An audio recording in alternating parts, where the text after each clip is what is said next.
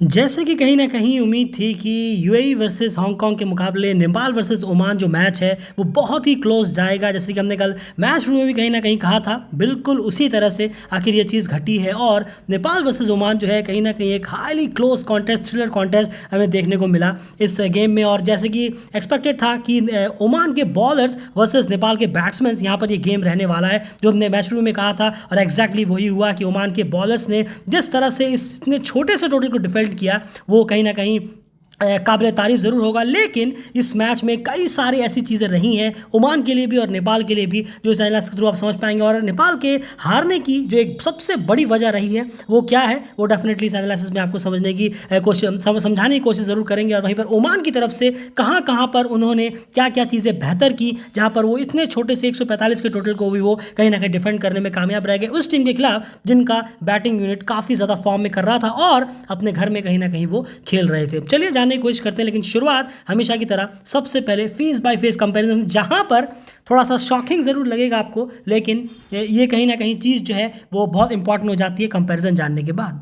बिल्कुल। और हम बात करें ओमान की, पहले बल्लेबाजी उन्होंने करी, 43 रन बनाए उन्होंने 4 विकेट के नुकसान पर 1 से 6 ओवर में। वहीं नेपाल ने 46 रन बनाए 3 विकेट के नुकसान पर। तो पहला फेज था वो ऑब्वियसली नेपाल के नाम रहा, पहला पावर प्ले। वहीं मिड फेज की बात करें 7 से 15 ओवर की, तो यहाँ पर ओमान ने 58 रन बनाए और 3 विकेट का नुकसान यहाँ ने ओमान को उठाना पड़ा। वहीं नेपाल ने इस मिडिल फेस में 37 रन किए और 4 विकेट नेपाल ने यहाँ गंवा दिए। तो यहाँ काफ़ी बुरी तरीके से नेपाल जो है इस मिडिल फेस में पिछड़ गया ओमान के मुकाबले हम देखें, और ओमान ने ये फेस अपने नाम किया और 1-1 की बराबरी यहाँ फेस के हिसाब से हो गई। वहीं पर आखिरी फेस की बात करें डेथ फेस की, तो यहाँ पर ओमान ने 44 रन बनाए और 2 विकेट का नुकसान यहाँ टीम को उठाना पड़ा। वहीं नेपाल ने इस फेस में अच्छा काम किया, 57 रन उन्होंने आखिरी के फेस में जोड़े और 3 विकेट भी यहाँ गंवाए। तो ऑब्वियसली ये आखिरी फेस जो है वो भी नेपाल के नाम रहा है। तो 2 फेसेस नेपाल के नाम रहे हैं और एक सिर्फ फेस यहाँ ओमान के नाम रहा है। बिल्कुल, यहाँ पर आप समझने की ज़रूरत है। यहाँ पर 2-1 के फेस बाय फेस कंपैरिजन में नेपाल जरूर आगे, लेकिन आप गौर करिए जो पहला फेस रहा यहाँ पर, वहाँ पर जो डिफरेंस है वो सिर्फ 3 रन का है। 3 रन का डिफरेंस था, यानी आप कह सकते हैं कि ओमान कहीं ना कहीं अपनी पकड़ बनाए हुए था और जो 3 विकेट गिराए हैं वो 3 कहीं ना कहीं इन फॉर्म बैट्समैन थे नेपाल के। जो नेपाल का जो टॉप ऑर्डर रहा है उन्होंने ही लगातार रन्स किए हैं। अगर हम देखें ट्रांजिशन सीरीज हो या फिर इस एशियन फाइनल्स में भी वहाँ पर उन्होंने रन्स किए और वो कहीं ना कहीं 3 प्लेयर जो है वहाँ पर पवेलियन लौट चुके थे, यानी डिफरेंस सिर्फ 3 रन का था। उसके बाद मिड फेज में अगर आप आएंगे तो यहाँ पर जो डिफरेंस है वो बढ़ना चाहिए था, लेकिन यहाँ पर हो गया 21 करीब का, 21 ओमान के फेवर में। यानी कुल मिला के 15 ओवर तक आते 18 रन ओमान के ज़्यादा थे और नेपाल के 18 रन कम थे, यानी 18 रन से यहाँ पर नेपाल पिछड़ रहा था। तो ये जो 15 ओवर तक का गेम रहा, ये यहाँ पर ओमान ने बाजी मारी। जो मिड फेस रहा वहाँ पर इतना ज़्यादा डिफरेंस रह गया नेपाल का, जो कहीं ना कहीं उन्हें डेथ फेस में विवेक यादव के 3 सिक्सेस लगाने के बावजूद भी कहीं ना कहीं वो चीज़ पहुँच नहीं पाई। क्योंकि लास्ट फेज में जो 57 रन आप देख रहे हैं उसमें से शायद 19 या 20 रन तो लास्ट ओवर में ही आए। बिल्कुल जी हाँ, 20 रन, 26 रन से ओमान जीता, 6 रन से ओमान जीता और 20 रन तो लास्ट ओवर में आए उसमें से। तो अगर आप उन 20 को हटाएंगे भी तो भी 37 या 40 करीब बैठेगा, जो कि ओमान से कहीं ना कहीं कम हो जाता है। तो यही चीज़ है, वो विवेक यादव की सिक्सेस की वजह से जो लास्ट फेज है ये 57 रन तक पहुंचा। लेकिन सबसे बड़ी गलती नेपाल से आखिर हुई कहाँ है, जो इस चीज़ को पूरा नहीं कर पाए, आगे ज़रूर जानने की कोशिश करेंगे। लेकिन सबसे पहले यहाँ बात करते हैं बैटिंग कार्ड की। तो ओमान के लिए यहाँ अगर हम देखें जो बैटिंग कार्ड उनका आज रहा, कश्यप प्रजापति, और जैसे कि एक्सपेक्टेड था कि बाकी प्लेयर्स की तरफ से वो कंट्रीब्यूशन यहाँ पर नहीं मिलता ओमान के लिए, और टॉप ऑर्डर में वही हाल रहा। प्रतीक अठावले ने 24 रन जरूर किए, कश्यप प्रजापति ने 8 रन किए और उसके बाद आकिब इलियास भी 2 रन बनाकर आउट हो गए। टॉप ऑर्डर जो रहा यान उसके विकेट्स कहीं ना कहीं आपने देखे हैं। आकिब इलियास को जो बोल्ड था वो बेहतरीन डिलीवरी थी सोमपाल कामी की, और एक और शोएब खान को जो बोल्ड मारा वो भी जबरदस्त डिलीवरी थी। लेकिन जो शुरू के 2 विकेट्स थे कश्यप प्रजापति और प्रतीक अठावले, डेफिनेटली अननेसेसरी एग्रेसिवनेस दिखाने का जो रिजल्ट होता है, नतीजा होता है, वो इन दोनों का विकेट होता है। बिल्कुल सही कहा आपने। और जिस तरीके से उन्होंने चौके भी मारे, अच्छा खेल रहे थे, अपना विकेट थ्रो किया, आसिफ शेख को कश्यप ने कैच दे दिया इतनी बाहर वाली बॉल पर, प्रतीक ने सीधा हाथों में दे मारा मिड ऑफ में, कैच थमा बैठे। ऑलरेडी 2 कैच ड्रॉप हो चुकी थी उनकी। जी हाँ बिल्कुल, तो फायदा नहीं उठा सके अपने स्टार्ट का। तेज तो खेल रहे थे लेकिन थोड़ा कंसर्न के साथ भी, थोड़ी रिस्पॉन्सिबिलिटी के साथ भी खेलना चाहिए था, जो कि प्रतीक से गलती यहाँ ज़रूर हुई है। आकिब भी यहाँ पर 2 रन बनाकर आउट हुए। जिशान मकसूद 32 रन उन्होंने बनाए, काफ़ी अच्छा एक पार्टनरशिप की उन्होंने अयान के साथ 49 रनों की। ये एक पार्टनरशिप हुई है सबसे बड़ी पूरी थ्रू आउट द ओमान की इनिंग में अगर हम देखें चौथे विकेट के लिए। उसके बाद ऐसी कोई पार्टनरशिप खासा रही नहीं। तो कहीं ना कहीं जो हम देखें जो कृष्णा प्रजापति आउट हुए ऑलरेडी उस ओवर में 2 चौके वो लगा चुके थे, उसके बावजूद भी कहीं ना कहीं वो ज़्यादा एग्रेसिव होने की कोशिश में उन्होंने अपना विकेट थ्रो कर दिया। इसकी ज़रूरत नहीं थी, ऑलरेडी आप 8 रन बटोर चुके हैं उस ओवर से। उसके बाद प्रतीक अडावल की बात करें, उनके तो 2 कैच ड्रॉप हुए, एक रोहित से शायद और एक प्रतीश जीसी से। उसके बावजूद भी उनके जिस ओवर वो आउट हुए उस ओवर में भी 2 बाउंड्रीज आ चुकी थी, लेकिन उसके बावजूद भी उस अननेसेसरी एग्रेसिवनेस के चक्कर में उन्होंने भी अपना विकेट गंवा दिया। वहीं पर आकिब और शोएब का जो विकेट था वो जबरदस्त डिलीवरी थी सोमपाल की। बॉलिंग एनालिसिस में बात जरूर करेंगे। उसके बाद दिशान मकसूद ने अच्छा कंट्रीब्यूट किया, एक 32 रन बनाकर कहीं ना कहीं एक स्टडी पार्टनरशिप दी, और उस पार्टनरशिप को संदीप लामीछाने ने आकर कहीं ना कहीं ब्रेक किया। आयन खान ने 18 किए। लोअर ऑर्डर ने जो कंट्रीब्यूशन दिया, नसीम खुशी ने 14 पे 25 और शकील अहमद ने 17 पे 22, ये बहुत ही ज़्यादा ये मैच विनिंग कंट्रीब्यूशन कहीं ना कहीं निकल कर आया जो नीचे आकर, और उन्होंने कहीं ना कहीं बोल्ड अप्रोच भी दिखाया। ये नहीं कि बस विकेट बचा के 20 ओवर खेल लो, 110-15 जितने बन जाए कम से कम उतने तो नहीं। उन्होंने एग्रेसिवनेस भी वहाँ दिखाई, क्योंकि लोअर ऑर्डर में ये सब चीज़ें आप कर सकते हैं, क्योंकि आपका जो डाउन है वहाँ पर आपको रन्स निकालने हैं कितने भी हो सके। और उन्होंने जो अप्रोच रखा, खास करके नसीम खुशी का जो अप्रोच था वो काबिल तारीफ था। बिल्कुल सही कहा आपने, बहुत अच्छा खेले हैं। आखिर में स्ट्राइक रेट भी देखेंगे आप, नसीम का 178 का, शकील का 129 का, तो बहुत बेहतर रहा है। रन्स भी निकाले हैं, और आखिर में आकर तभी हमने देखा जिस तरीके से थोड़ा रन ज़्यादा ओमान ने बनाए आखिर के फेस में, अपने फेस के हिसाब से अगर देखें ओमान के, तो वहाँ पर भी रन्स निकले हैं। तो अच्छा किया इन दोनों ने, और टीम 145 तक पहुँच सकी। बिल्कुल, तो इन दोनों की बदौलत कहीं ना कहीं टीम ने 100 पार करके 145 तक का जो सफ़र है वो तय किया, जहाँ पर एक कम से कम एक फाइटिंग टोटल ज़रूर था कि ओमान की बॉलिंग को देखते हुए जो कि काफ़ी बेहतर रही है ऐसे एशिया रीजनल फाइनल्स में अभी तक अगर हम बॉलिंग की बात करें। उसके बाद अब यहाँ चलते हैं बॉलिंग एनालिसिस की तरफ। बॉलिंग की अगर हम यहाँ बात करें तो जैसे कि पावर प्ले में जो विकेट निकालने की दिक्कत थी वो आज बिल्कुल भी नहीं रही। आज 4 विकेट टीम ने निकाले अपने पहले पावर प्ले में, और उसी का जो नतीजा है आप देखिए कितने कम स्कोर पर आपने बांधे रखा। ओमान की जो बैटिंग है वो कभी इतनी चढ़ी ही नहीं, लास्ट में जाकर कुछ रन जरूर बनाए, लेकिन 145 क्या चेजेबल नहीं था? बिल्कुल भी नहीं। बहुत ही अच्छे टोटल पर, चेजेबल टोटल पर नेपाल रोकने में कामयाब रहा। उसका बहुत बड़ा क्रेडिट जाएगा जब उन्होंने पावर प्ले के अंदर ही अपने ओमान के 4 विकेट गिरा दिए। एंड बॉलिंग एनालिसिस के बारे में क्या कहना? ज़रूर, बिल्कुल सही कहा आपने, और कहना होगा कि डेथ में करण केसी से काफ़ी रन चले गए, थोड़े से रन्स उन्होंने खर्च कर दिए आखिर में। बहुत थोड़ी सी ख़राब बॉलिंग वहाँ करण से हुई। शुरुआत तो अच्छी हुई थी करण सोमपाल की। सोमपाल ने अपने शुरू के ही 6-7 ओवरों में ही उन्होंने 4 ओवर करा दिए। बहुत अच्छे ओवर कराए उन्होंने, 16 रन 2 विकेट निकाले हैं। गुलशन झा थोड़े एक्सपेंसिव साबित हुआ है आज अपनी लाइन और लेंथ से, लेकिन डेली आपका दिन नहीं होता, कभी कभार हो जाते हैं एक्सपेंसिव, इट्स ओके। लेकिन संदीप ने बेहतरीन वापसी कराई। अयान खान और मेहरन खान को लगातार गेंदों में आउट करके वहाँ उन्होंने पूरी नेपाल टीम को वापसी दिलाई बॉलिंग से, और बहुत शानदार रही। उसके बाद अविनाश बोहरा ने बहुत अच्छी बॉलिंग कराई, कंट्रोल रखा थोड़ा। जो गुलशन झा और करण केसी लास्ट में काफ़ी एक्सपेंसिव जा रहे थे, लेकिन उन्होंने कुछ अच्छे बॉलिंग कराई, और 4 ओवर में 18 रन 1 विकेट उन्होंने भी निकाले। बिल्कुल, तो कहीं ना कहीं तो बॉलिंग कार्ड को अगर हम देखें यहाँ पर, तो संदीप लामीछाने के बारे में जो हम कह रहे थे कि मिड ओवर्स में उनकी ज़रूरत बहुत ज़्यादा रहती है, और आज फिर हमें देखने को मिला। मेरे ख्याल से 48 या 49 रन की पार्टनरशिप हो गई थी जिसान और अयान में। वो एक शायद एक बड़े स्कोर की तरफ बढ़ रहे थे, लेकिन उन्होंने बैक टू बैक 2 विकेट्स बीच में आके निकाले, पार्टनरशिप उन्होंने तोड़ी, और कहीं ना कहीं एक अच्छे खासे स्कोर पर रोक दिया कि जो कि बिल्कुल हर तरह से चेजेबल ज़रूर नज़र आ रहा था। वहाँ पर सोमपाल की भी काफ़ी बेहतरीन बॉलिंग रही आज, जब उन्होंने 4 ओवर में 16 रन देकर 2 विकेट्स यहाँ पर निकाले हैं। तो ये बॉलिंग एनालिसिस पूरा रहा, जो कि पावर प्ले में ज़्यादा से ज़्यादा विकेट गिराने के वजह से नेपाल जो है एक अच्छे स्कोर तक वहाँ टीम को रोकने में कामयाब रहा। ये इसका एक और एग्जाम्पल आज कहीं ना कहीं हमें देखने को मिला। अब बात करते हैं यहाँ पर चेस की।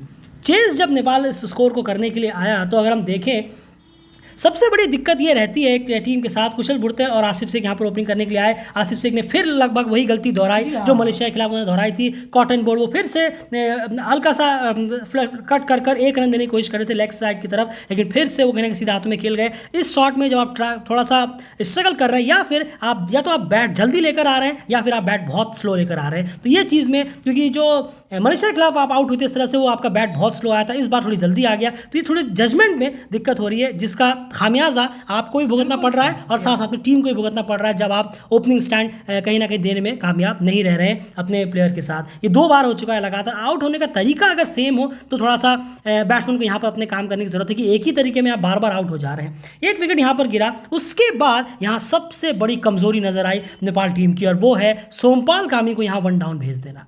जी हाँ। कोई समझ नहीं आता कि ये क्यों चीज़ ट्राई की जा रही है। ये ब्लंडर था डिसीजन, चाहे वो कोच सर का हो या फिर कैप्टन का हो, बहुत ही ब्लंडर डिसीजन था। अच्छी खासी आपकी बैटिंग ऑर्डर चल रही है, उससे अननेसेसरी छेड़छाड़ कर कर इस अच्छे खासे एक टोटल को इतना हाइप कर देना कि कितना टफ टोटल है, खेला ही नहीं जा रहा या फिर चेज ही नहीं हो रहा, ये बिल्कुल बकवास चीज़ है।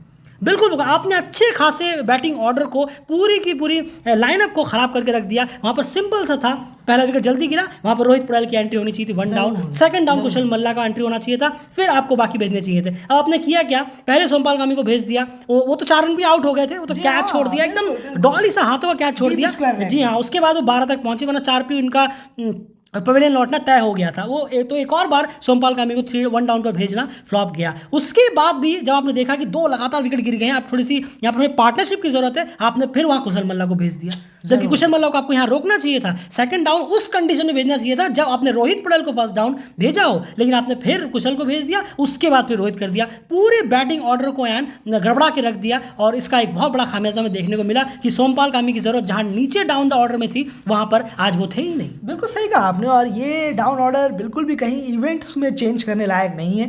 जिस तरीके से आप इवेंट्स को मजाक कहीं ना कहीं हो जा रहा है कि इवेंट में आकर ऐसे चेंज नहीं होना चाहिए। देखिए, हमने अभी हाल ही में एक एग्जांपल देखा, बहुतों ने वो मैच देखा होगा, इंडिया वर्सेस ऑस्ट्रेलिया का, जहां इंडिया के 2 विकेट गिर गए थे अभी वर्ल्ड कप में ही।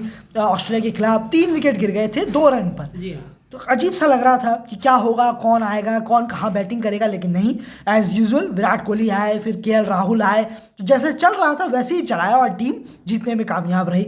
एग्जैक्टली तो वो चीज़ें यहाँ हम इवेंट्स पर नहीं दोहराई जानी चाहिए कि आप ओडीआई को देखकर किसी बॉलर को, किसी ने 40 रन की इनिंग ओडीआई में खेली है, आप उसको समझ रहे हैं कि वो T20 में ही 1 डाउन में आ जाएगा। तो ये बड़ी बेवकूफ़ी सी सोच लगती है कि उसकी वो वाली सोच को, उस इनिंग को समझकर उनको यहाँ खिला देना नहीं होता। हर चीज़ हर जगह फिट नहीं बैठती है। ज़बरदस्ती अगर किसी चीज़ को आप करना चाहेंगे और वो चीज़ बैकफायर कर जाए तो ऑब्वियसली है आप पर निशाना ज़रूर आएगा, आप पर ये उंगली ज़रूर उठेगी। बिल्कुल, और एक्सेप्ट करना सीखिए। सबसे बड़ी बात ये है, अगर कोई चीज़ बैकफायर कर रही है तो वहाँ पर आप एक्सेप्ट करिए, और अगर आपको ये सब चीज़ें ट्राई करनी है तो जब सीरीज़ वगैरह होती है ढेरों ट्राई करते रहिए। सोमपाल गामी को आप 1 डाउन भेज रहे हैं या ओपनिंग भेज रहे हैं, जो जहाँ पर आपको भेजना है वो आप वहाँ ट्राई कर सकते हैं, वो आपको कुछ नुकसान। ये इतने बड़े इवेंट पर आकर, इतने बड़ा इससे आप T20 वर्ल्ड कप खेल सकते हैं, इस इवेंट पर आकर इस तरीके की चीज़ें बिल्कुल नहीं। बैटिंग ऑर्डर पूरा गड़बड़ा दिया गया, जिसकी वजह से सबको अपना रोल ही समझ नहीं आया कि हमें यहाँ पर करना क्या है, और इस वजह से ये पूरा जो हाइप, जो हड़बड़ी मची और जो एक मिनी कोलैप्स टाइप का हुआ टॉप ऑर्डर में, वो सबसे बड़ा रीज़न रहा है। क्योंकि किसी को भी अपना स्पेसिफिक रोल समझ नहीं आ रहा था कि अब हमें करना क्या है। आपने सोमपाल को 1 डाउन भेजा तो उसके बाद वो आउट हुए, 2 विकेट अचानक से गिर गए। अब कुशल को यहाँ अटैक करना था या पार्टनरशिप करनी थी, वो तब तक वो इस उधेड़ बुन से निकलते, उनका विकेट भी चला गया। उसके बाद उसी बीच कुशल बुटतेल भी चले गए, जो एक अटैकिंग अप्रोच रखे हुए थे, और अपने उसी शॉट की वजह से, शॉट में उन्होंने कुछ रन निकाले भी हैं पिछले मैच में, लेकिन बचा जा सकता था उस शॉट से। जब खास करके देखते हुए कि सामने 2 विकेट्स यहाँ पर लगातार गिर गए हैं, उस बचा जा सकता था उस शॉट से। लेकिन वो बॉलिंग की बात आगे जरूर करेंगे, कुशल बुटतेल भी चलेगा। उसके बाद जो प्रेशर बना, फिर उसके बाद रोहित पटेल यहाँ पर आए, तो पूरा बैटिंग ऑर्डर जो है वो एकदम हड़बड़ा सा गया, और उसके बाद हालात कहीं ना कहीं ये सामने आके निकल गया है। बिल्कुल सही कहा आपने, और संदीप जोरा भी फिर इसी में वो आउट हुए, शॉट मारने खेल के चले गए। गुलशन झा भी यहाँ पर आउट हुए, वो भी शॉट मारने के चक्कर में आउट हुए। तो यहाँ पर 43 रन पर 2 विकेट था नेपाल, और देखते देखते कहाँ आप देखिए 85 या शायद 87 रन तक 8 विकेट नेपाल ने गंवा दिए। इतनी ख़राब जो बैटिंग हुई है कहीं ना कहीं आज नेपाल बैट्समैन्स की। एक बार फिर से नज़र आया कि अगर आप इतने बड़े इवेंट पे आकर ऐसे डाउन ऑर्डर चेंज करेंगे, इतना मजाक बना देंगे, आपको लग रहा है शायद हम तो पहुंच गए सेमीफाइनल में, हो गया है, हम पार हो चुके हैं, अब सेमीफाइनल को सोचेंगे जो सोचेंगे। ये बहुत गलत सोच है। ये देखकर अच्छा नहीं लगा जेली क्रिकेट को कि इस तरीके से आईसीसी इवेंट्स में एक डाउन ऑर्डर चेंज हो रहे हैं। जहाँ बड़ी बड़ी टीमें कतराती हैं चेंज करने से, वहाँ कभी नहीं करना चाहिए ऐसे डाउन ऑर्डर चेंजेस। सोमपाल गामी 1 डाउन में बड़ा अजीब लगता है ये, आज भी सुनने में बहुत अजीब लगता है। बिल्कुल सही कहा, ये एक बहुत बड़ी गलती है, और यही सबसे बड़ा रीज़न रहा है आज के नेपाल के इस मैच को हारने का, और कोई भी रीज़न यहाँ पर नहीं होगा। बॉलर्स ने अपना काम बखूबी किया, 145 पे उन्होंने रोक दिया, इससे ज़्यादा वो और कितने में रोकेंगे ऑलरेडी। उसके बाद यहाँ पर अगर हम देखें, बात रही स्ट्रगल करने की। अभी आपने कहा कुछ देर पहले कि अदर बैट्समैन अगर स्ट्रगल कर रहे होंगे तो आप ये चेंजिंग वगैरह ट्राई सीरीज में कर सकते हैं। कर कहाँ रहे हैं? कौन सा बैट्समैन स्ट्रगल कर रहा है। बिल्कुल। रोहित पौडेल रन्स कर रहे हैं, कुशल मल्ला रन्स कर रहे हैं, दीपेंद्र सिंह एरी है नहीं, वरना वो भी रन्स कर रहे थे। बिल्कुल। तो अपने अपने डाउन में तो सभी रन्स कर रहे हैं। तो ये चेंज आखिर किस लिए कोई रीजन होगा? हम भी सुनना चाहेंगे जरा कोच और कप्तान का कि ये आखिर सोमपाल कामी को लेकर इतना क्या उछली हुई है टीम की, उन्हें वन डाउन में ट्राई करने को लेकर इतने पागल है सबके सब। बिल्कुल, क्योंकि उनकी जरूरत नीचे है। अगर आप सभी को ऊपर कर देंगे तो फिर आखिर नीचे रन्स करेगा कौन? ये हमने आपके सामने कहा था, याद है ट्रांजिशन सीरीज के फाइनल में, कि लोअर ऑर्डर जो है वो टेस्ट नहीं हुआ है नेपाल का, और ये बहुत बड़ी दिक्कत जरूर है। और देखिए आज लोअर ऑर्डर पे फिर से बात आई, लोअर ऑर्डर ने परफॉर्मेंस आज करके नहीं दिया, एक्सक्लूडिंग विवेक यादव की इनिंग की अगर हम बात करें, यहाँ पर उन्होंने फाइट करने की जरूर कोशिश की और पूरी तरह से लड़ाने की कोशिश की, और लास्ट ओवर में 26 रन जब चाहिए तो उन्होंने जो 3 सिक्सेस लगाए हैं वो दिखाता है कि उनका एफर्ट कितना ज्यादा है, और उनके एफर्ट्स के लिए विवेक यादव को डेफिनेटली फुल मार्क्स है इस गेम में। और अगर वो चौथी बॉल भी अगर वो ठीक से खेल पाते तो डेफिनेटली वो भी बाउंड्री के पार गिर सकती थी और नेपाली मैच जीत सकते, लेकिन वो क्रेडिट विवेक यादव का है। लेकिन इसकी वजह से आपकी वो गलतियां नहीं छुप सकती। अगर आप ये मैच जीतते तब भी डेलगिल इस चीज को जरूर उठाता। क्या आपका वन डाउन रन्स नहीं कर रहा? बिल्कुल भी ऐसा नहीं है। क्या आपके सेकंड डाउन ने रन्स नहीं किए? बिल्कुल भी ऐसा नहीं है। तो आखिर रीजन क्या है सोमपाल कामी को जबरदस्ती वहां पर ट्राई करने का, जहां पर वो नीचे आकर अच्छा करते हैं, स्कोर अच्छा देते हैं, कुछ कंट्रीब्यूशन बेहतर देते हैं, फिर भी आप जबरदस्ती उन्हें वन डाउन पर लाने की कोशिश कर रहे हैं। ये अगर सोच के देखिए, अगर ये सेमीफाइनल मैच होता तो क्या दिक्कत होती है, क्या जरूरत होती है यहाँ पर। तो ये सबसे बड़ी दिक्कतें हैं। और रिक्वेस्ट ये डेलीगेट करना चाहेगा, बिल्कुल भी यूएई के खिलाफ इस मैच, यूएई के सब आपका सेमीफाइनल होना है, यूएई के खिलाफ प्लीज़ इसे ट्राई मत करिए। भले ही कुछ भी हो जाए, अपना आपको जो डाउन ऑर्डर है उसी के साथ जाइए तो बहुत बेहतर रहेगा। Kushal Asif opening, one down Rohit Paudel, second down Kushal Malla, और फिर थर्ड डाउन अगर दीपेंद्र सिंह, आज दीपेंद्र सिंह एरी को हमने ग्राउंड पर देखा वापस से जरा नेट वगैरह करते हुए, क्या पता शायद वो सेमीफाइनल में देखने में मिला। अगर होता है तो पता नहीं वो इतने फिट हुए हैं कि नहीं है, फिटनेस कितनी है नहीं है, वो तो खैर एट द एंड पता चलेगा। लेकिन अगर वो खेलते हैं, टीम में जुड़ते हैं, तो डेफिनेटली एक बूस्टअप नेपाल के लिए जरूर रहेगा। लेकिन ये गलती अगर दोहराई गई तो फिर वापस से नेपाल को इस चीज़ का रेपुटेशन भुगतना पड़ सकता है। तो ये बहुत बड़ी गलती है, और यही सबसे बड़ी रीजन रही है कि आज नेपाल इस मैच को जीत नहीं पाया और स्कोर को चेज नहीं कर पाया। विवेक यादव के एफर्ट के लिए फुल मार्क्स है, वेल डन विवेक यादव, बहुत बेहतर आपकी इनिंग यहाँ पर जरूर रही है। उसके बाद एंड बॉलिंग एनालिसिस की यहाँ बात करें, कहा ही था जैसे कि आपने कि Oman bowling versus Nepal batting यहाँ पर रहने वाला है। इस लिहाज से आप बॉलिंग की एनालिसिस की तरफ देख रहे हैं, बॉलिंग कहाँ पर पड़ी है, शॉट्स बैट्समैन के कैसे रहे हैं, और बॉलर्स का कंट्रीब्यूशन इस इन विकेटों में कितना है। नहीं बिल्कुल, देखिए शकील अहमद और मेहरन खान, जो शकील अहमद ने 3 ओवर में 15 रन 2 विकेट, मेहरन खान ने 4 ओवर में 20 रन 2 विकेट, ये 2 न्यू कमर जो कर रहे हैं ये वाकई कमाल का है, बहुत अच्छा है। अभी इनको अफगानिस्तान ए के खिलाफ मौका मिला, वहाँ इन्होंने उनको खिलाया गया, वहाँ से यहाँ पर आए हैं, यहाँ पर भी ये अच्छा कर रहे हैं। वाकई में ओमान के लिए बहुत बड़ी बात है कि न्यू कमर्स यंगस्टर्स ऐसा परफॉर्म कर रहे हैं टीम के लिए। मेहरन खान तो पहले भी शायद खेले हुए हैं, लेकिन काफ़ी कम खेले हैं, लेकिन फिर भी उन पर ऐसा भरोसा दिखाया जा रहा है, ये कमाल की बात है। वो डिलीवर कर रहे हैं यहाँ पर ऐसा परफॉर्मेंस इस इवेंट पे आकर, इतने पब्लिक के, इतने फैंस के बीच में जिस तरीके की उन्होंने बॉलिंग कराई है डिसिप्लिन के साथ, एक भी एक्स्ट्राज नहीं दिए हैं, ये कमाल की बॉलिंग है दोनों की तरफ से। और बिलाल खान की बात करें, बिलाल खान ने जो एंगल है वो कहीं ना कहीं गलत चूज़ कर लिया था। यहाँ से उन्हें ओवर दा से नहीं, राउंड दा से वो जब तक आ रहे थे वो ठीक था कहीं ना कहीं। फिर राउंड दा, पहले छक्का खाया उन्होंने 2 अपने ओवर दा से, फिर राउंड दा में गए, फिर एक छक्का खाया उन्होंने जो कि स्लॉट में बॉल रख दी थी। लेकिन उसके बाद आखिरकार उन्हें शायद ये होश आया कि मैं शायद गलत कर रहा हूँ, थोड़ा चेंज करके देखता हूँ बॉलें, तब जाकर आखिरकार वो मैच लास्ट में अपनी टीम की तरफ ले पाए। वरना अगर वो ओवरदास से ही आते रहते तो 100% था विवेक यादव 5 छक्के मार देते, इसमें कोई हैरानी ही नहीं होती। लेकिन कुछ आइडिया अपना बदला, तो खैर बड़े बॉलर हैं, आखिरकार उन्होंने अपनी सोच बदली। कलीमुल्ला के लिए बहुत ख़राब गया, 3 ओवर में 37 रन।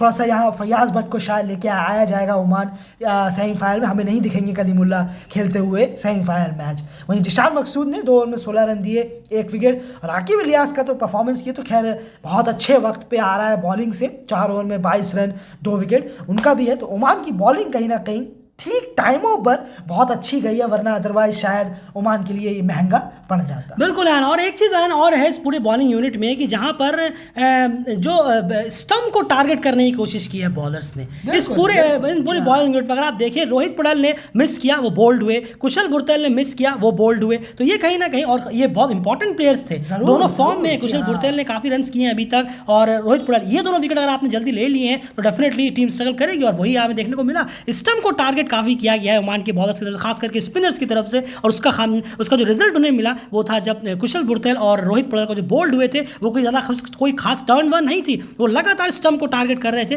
कि आप भले ही अभी मिस नहीं करें लेकिन जब भी आप मिस करेंगे आप बोल्ड होंगे। और कुशल बुरतेल से भी वही हुआ जब वो पीछे मारने गए बोल्ड हो गए, और रोहित पटेल से हुआ जब वो शॉट मारने गए मेरे ख्याल से पॉइंट की तरफ से बैकफुट पे जाकर जब पॉइंट की तरफ मारने जा रहे थे तो वो भी कहीं ना कहीं बोल्ड हो गए। तो ये पूरा हाल रहा इस गेम का, जहाँ पर ओमान के बॉलर्स को क्रेडिट देना होगा, जहाँ पर बेहतरीन बॉलिंग उन्होंने की और इस छोटे से टोटल को जिस तरह से उन्होंने डिफेंड किया है वो काबिल तारीफ है, क्योंकि उम्मीद थी उनसे कि उनकी बॉलिंग वर्सेस नेपाल बैटिंग होने वाला है, जहाँ पर उनकी बॉलिंग नेपाल की बैटिंग पर आज के डे पे खास करके बहुत भारी पड़ी है। और उसकी एक बहुत बड़ी गलती नेपाल की तरफ से जो कोच और कैप्टन है उनका सोमपाल कामी को 1 डाउन भेजकर पूरे बैटिंग ऑर्डर को कहीं ना कहीं उधर उधर कर बैट्समैन के माइंड में ये डाल देना कि उनका रोल क्या है, उतने जब तक वो समझते तब तक ओमान अपना काम कर चुका था। और एट द एंड अगर हम ग्रुप बी के पॉइंट्स टेबल की बात करें, जो यूएई वाला ग्रुप है, यूएई ने आज हांगकांग को कहीं ना कहीं 22 रन से करीब हरा दिया। तो हांगकांग का जो आप देख पा रहे हैं हांगकांग का जो पॉइंट्स टेबल है 3 मैचों में 1 जीत 2 हार 2 और -0.443 में वो चले गए हैं, जहाँ पर बहरीन अब यूएई के साथ हमें सेमीफाइनल खेलता हुआ नजर आएगा और यूएई ने स्पॉट ग्रैब कर लिया है नंबर 1। तो यूएई वर्सेज नेपाल और ओमान वर्सेज बहरीन, ये हमें सेमीफाइनल देखने को मिलेगा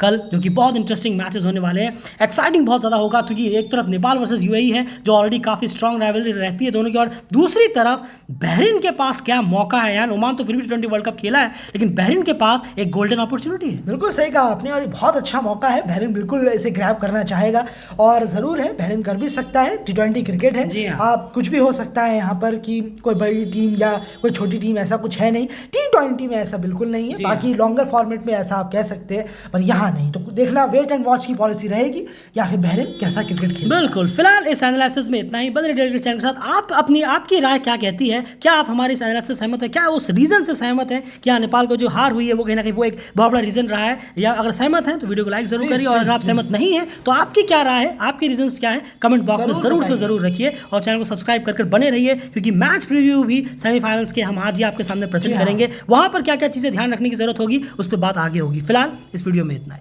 बाय।